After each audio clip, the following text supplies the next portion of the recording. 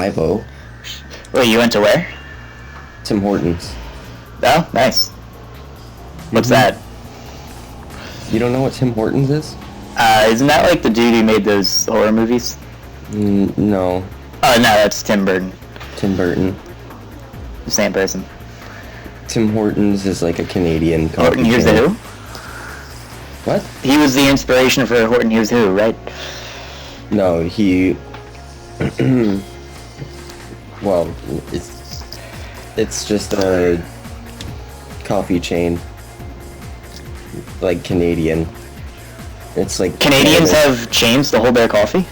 Yeah, it's like Canada's It's like a necklace. It's Canada's pride and joy, right next to Jim Carrey.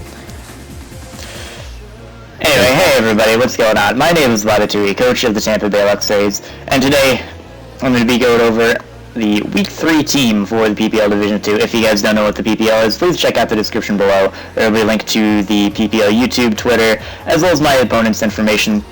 This week we're going up against Jordinez, coach of the Southampton Sneasels. His coach is, his team is right here. He has Garchomp, Skarmory, Mega Gardevoir, Greninja, Heliolisk, Arcanine, Mienshao, and Dusknoir. This week I'm not alone. I'm with some other guy that you might have heard of. How long were you recording before you started your intro? Since I asked, where were you again? I heard you perfectly clear, but I wasn't recording at that time, so I had to make sure everyone knew. Okay. Alright, so, yeah. Good introduction, Kyle. Alright, so also, before we get into team building, I'm going to show off the current league table. I should have done this, the previous two team builders, but I forgot to because I'm lazy. First off, the league table. As you guys can see, we have Ellie in first place, with 2 wins and no losses and a +9 differential, tied with E-Storm of the Melbourne Victory Star. Kentucky Weaviles, Chaos in the Sky is ahead of us, and then we are currently in 4th place, only because of differential. We have the same amount of wins, and we all have no losses, so it's still a race for the playoff spot or the promotion spot, so that's going well. Also, I'm going to head over to the MVP race real quick. As you guys can see, Mega Lopunny, our very own, is currently in first place, followed by Charizard, X, and Mew, and you guys can read this all if you want to.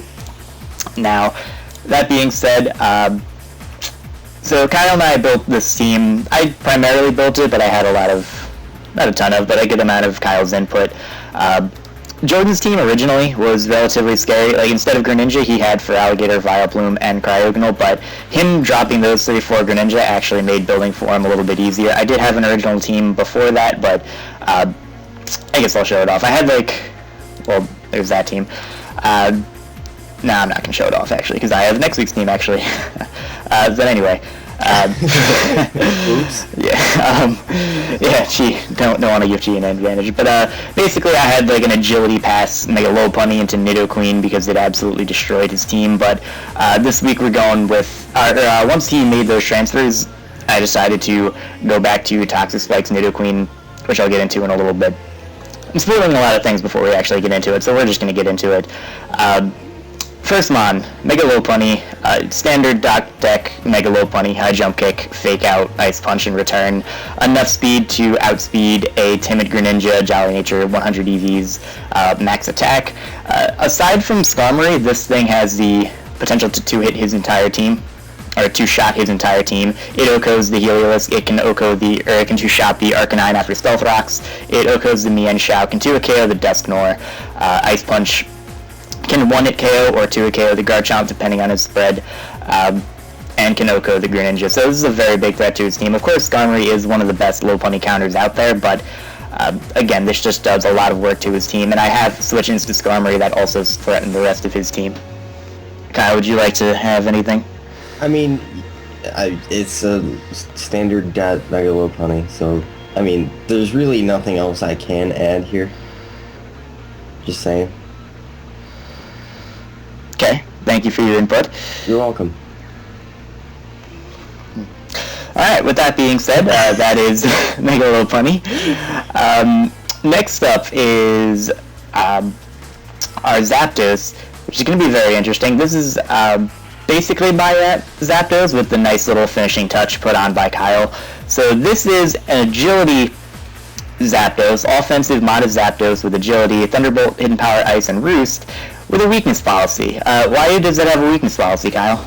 Because I said, why not put a weakness policy on it? Because it can live basically any super effective move that he's going to go for, because most of them are going to be non-stab, like an Ice Beam from Greninja, or a Stone Edge from Garchomp, or a Rogue HP Ice on something, who knows. Yeah. I mean, you can live anything, get the agility up, and then you outspeed his entire team and hit it super hard with the weakness policy boost in Stab Thunderbolt. Yeah, I think the hardest hitting super effective move he can hit me with that I'll live is like a Life Orb Mienshao, which I don't really expect him to bring. I'm pretty sure he's going to bring Scarf primarily for my Mega Lopunny. And he doesn't have too much that stops him from spamming High Jump Kick, and the things that can take High Jump Kicks don't want to be knocked off. So I'm kind of expecting that. So if he's like a Scarf Mienshao, it'll only do like 70% with the Stone Edge. I get my agility off, and I can do massive damage to his entire team. If I do manage to pull the weakness policy off, the only thing that can live a hit are potentially the Mega Gardevoir. It is a roll. Or an Assault Vest Arcanine. Yeah, Assault Vest Arcanine, which would be weird. Especially Defensive Arcanine, maybe. Heliolisk can as well, but I do have other answers for Heliolisk. And maybe like an AV Dusknoir, which I don't expect him to bring. So, yeah. So, this is just a... and also, with him dropping a couple of his mons, I don't need Heat Wave. Like, with Vileplume, I need a Heat Wave to 2-KO his... to 2-KO it. Like, if he brought Physical Defensive, which like, I think he would. There would be that and Cryogonal, which you would hit harder. Yeah, but since he dropped those, all I need are these two attacking moves.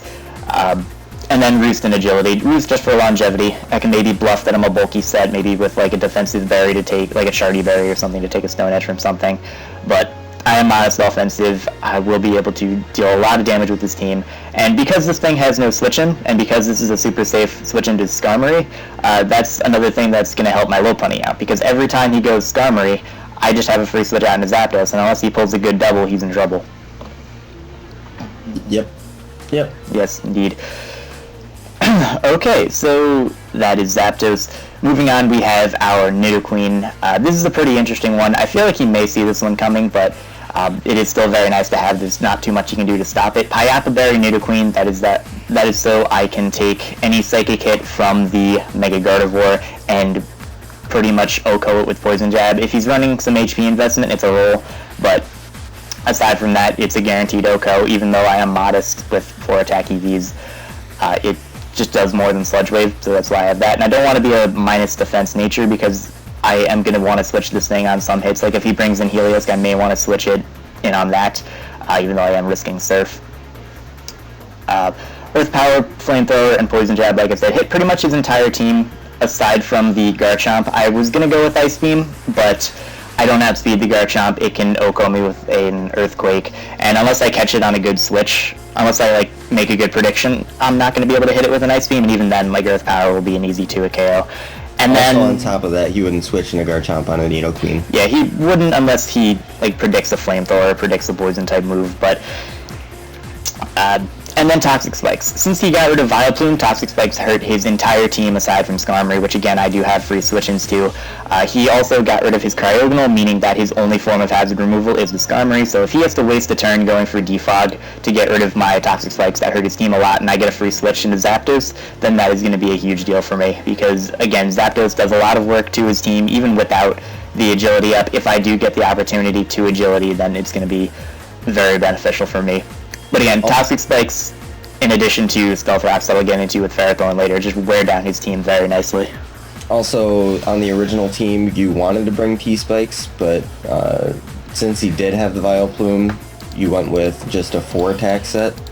Yeah. Is that right? Yeah, I did go with the 4 attacks. Like I said, I had the agility past Lopunny because, again, Lopunny baited in the Skarmory, and then once I went for an agility on the Skarmory switch in, that was just a free switch out in a Nidoqueen, and I just ran shot through his team.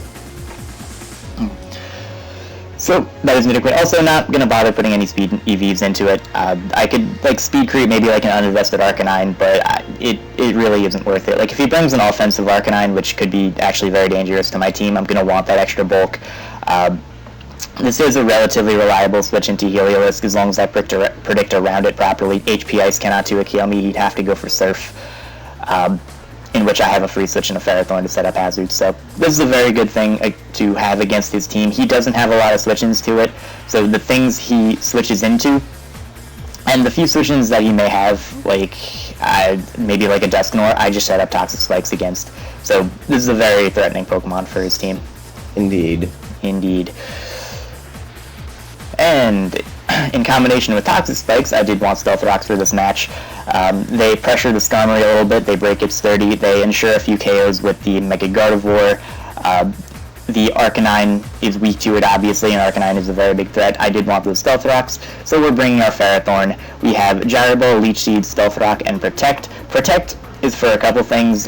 For one, I'm running Leech Seed, so being able to get a little bit more health back, being able to take away a little bit of Jordan's health away, that's going to be very good. Also, you see he has the Mienshao. Mienshao is extremely scary because I'm running an offensive Zapdos. High Jump Kick is actually a roll onto it, whether it would be a 2-KO or not. I do have, of course, the Nidoqueen to switch in, but that can be an issue. And because I'm not bringing Jellicent, he kind of has a free High Jump Kick every time. Like, it's going to do good damage to anything I have, so he doesn't have a reason to not go for it. So Protective's there just to put the 50% onto him. And if he's not Regenerator, if he is Scarf Reckless like I think he's going to bring, I will be able to have that damage permanently on there and be able to Revenge Kill it later on. And yeah, I originally had Power Whip over Leech Seed, but I didn't need it.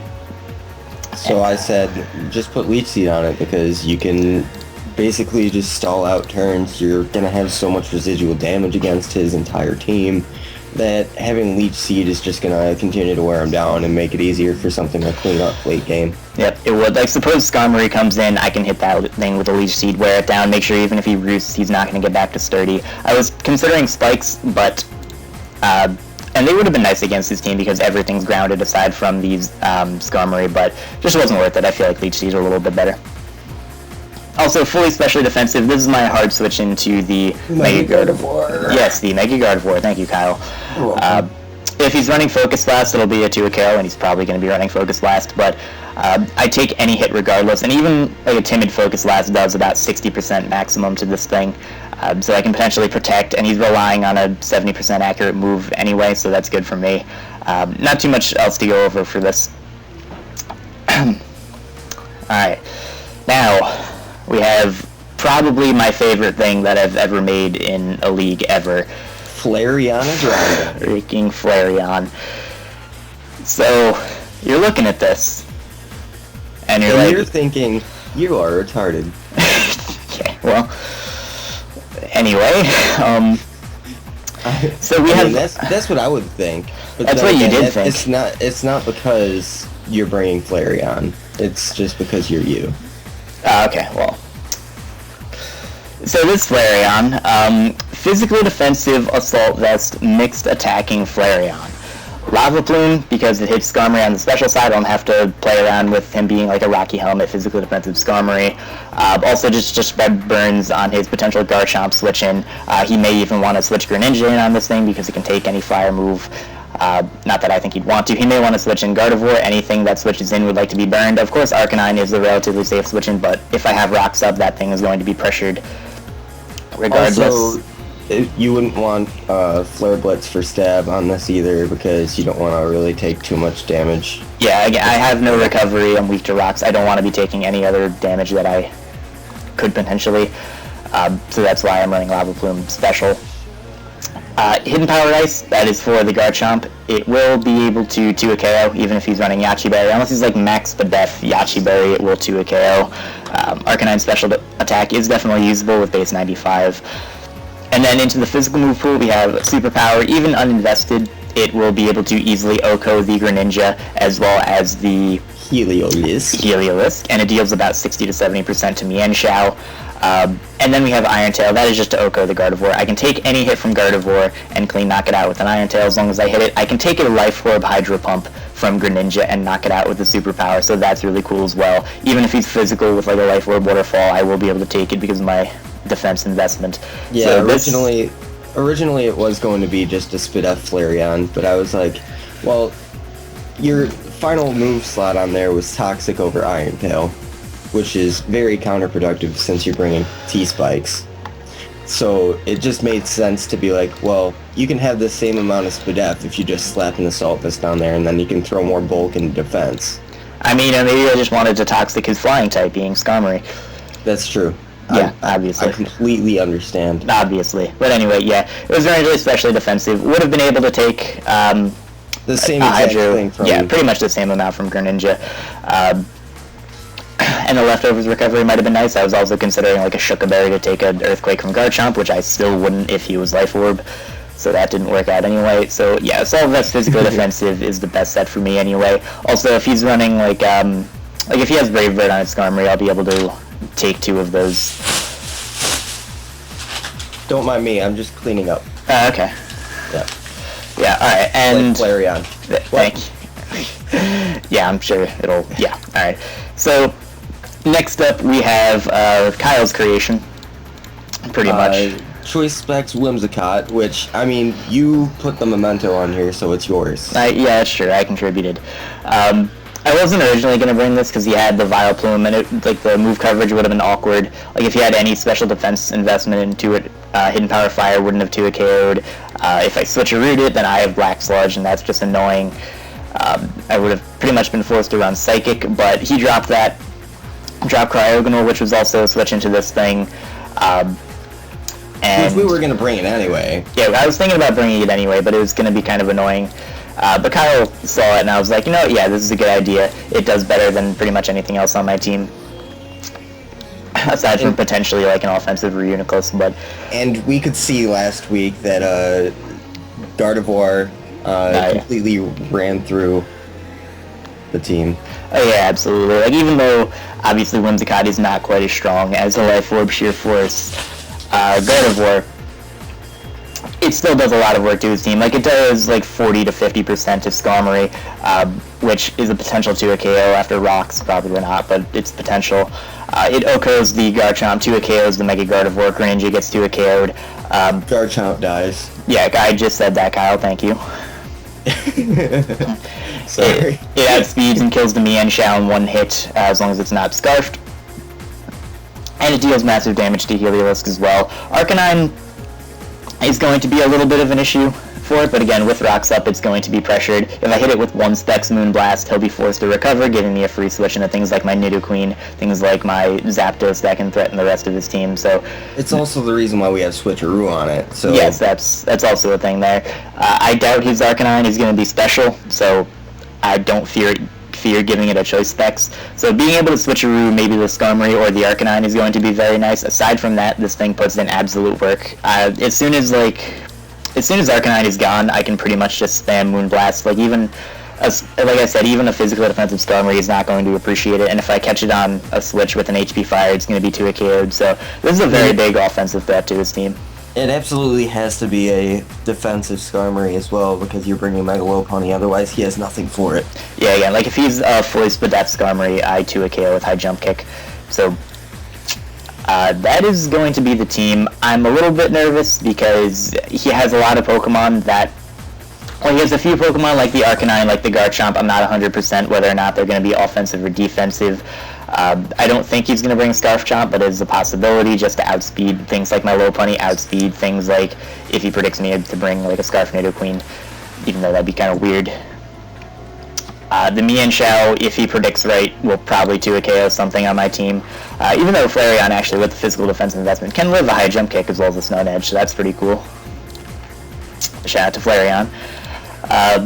But yeah, that is going to pretty much be it. A little nervous, but I think this will go well. I really hope we get the weakness policy sweep. I think Flareon... I feel like Flareon should get like 1 kill. Like, I don't think he's going to expect me to live like a Hydro Pump or something, and I'll be able to knock out the literally, it just needs to take on the Arcanine and get it weakened enough so then you can come in and kill it with something else, and then it has done its job. Yeah, Flareon, you're going to do something this week.